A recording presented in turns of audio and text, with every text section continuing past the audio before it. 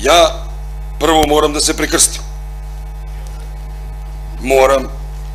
Vernici pravoslavni može da se mole gde god hoćete. Crkva je samo mesto gde se to održava, a molitva može da bude na bilo kom delu.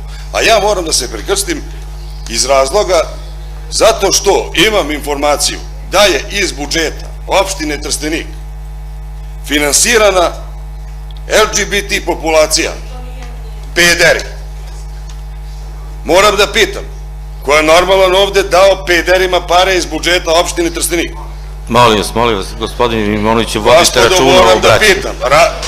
Ne moram me prekidati. Nemojte da pominjete takve reči. Kako? Ovo je skupština opštine, molim vas, vodite računa. Moram da kažem LGBT. Recite kako smatrate da treba, ali nemojte da upotrebljavate reči koje ne pristoje ovom domu. Molim vas. Gospodo, ja upotrebljavam srpske reči. Ja govorim srpski. I ne govorim turski ni engleski, ni nemački, nego srpski. I to LGBT, šta ja znam tamo, se zovu, bato moj, pederi.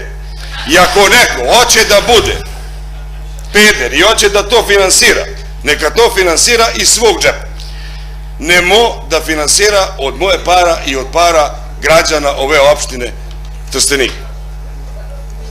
Ko je bre lud da to uradi, ja moram da vidim dalje, to istina. Ovi ovde se zahvaljuju. Zahvaljuju se opštini Trstenik na finansiranju. Ljudi, dalje to istina ili nije istina? Ja to hoću da znam ovde. Pare su dati iz budžeta opštine. Molim vas, nije tačka dnevnog reda to, nego izbor revizorske kuće. Ma ne može da te ne interesuje. Pa ne interesuje. Radi se o reviziji, pazi. Radi se o izboru revizorske kuće. Izbor revizora. I taj revizor treba da to konstantuje. Ja moram ovde da kažem. Znači, radi se o budžetu.